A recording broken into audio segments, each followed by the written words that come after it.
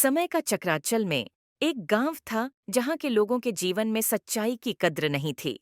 वे लोग अंधविश्वास और झूठ पर आधारित जीवन व्यतीत करते थे। लेकिन एक दिन गांव में एक छोटी सी लड़की आई जिसका नाम नैना था। नैना की एक अलग ही सोच थी। वो सच्चाई में विश्वास रखती थी। नैना एक नए गांव में अपनी माँ के साथ शिफ्ट हुई। गांव वाले नैना और उसकी माँ को नए चेहरे समझते थे, इसलिए उन्हें थोड़ा अलग नजर से देखते थे।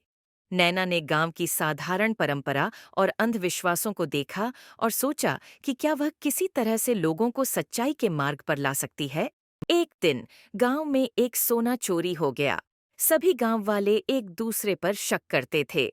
नैना ने देखा कि गांव में झगड़े और दुश्मनी बढ़ गई, लेकिन नैना अंदर से जानती थी कि किसी भी व्यक्ति का अनुमान लगाना गलत है। नैना ने सोचा कि वह इस समस्या का समाधान कैसे कर सकती है।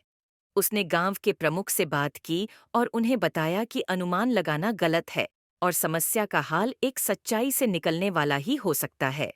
प्रमुख ने नैना की बात सुनी, लेकिन कहा कि कैसे पता चलेगा कि कौन चोर है। नैना ने सोचा कि वो खुद ही इस समस्या का समाधान कर सकती है। उसने गांव के सड़कों पर पत्थर के छोटे छोटे पत्थर रख दिए।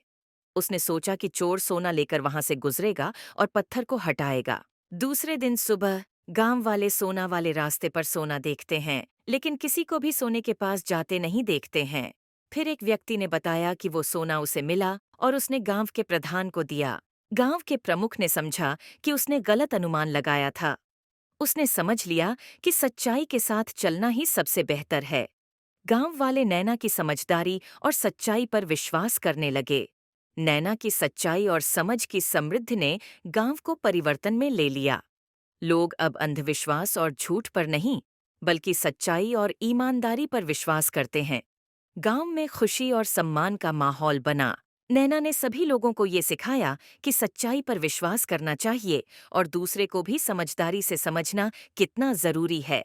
उसने सच्ची के मार्ग पर चलने का प्रेरणा दिया और एक नए युग का आरंभ किया।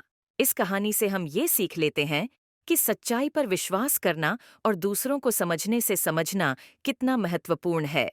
नैना की कहानी हमें ये दिखाती है कि एक व्यक्ति की इच्छा और निश्चय से पूरा गांव परिवर्तन हो सकता है।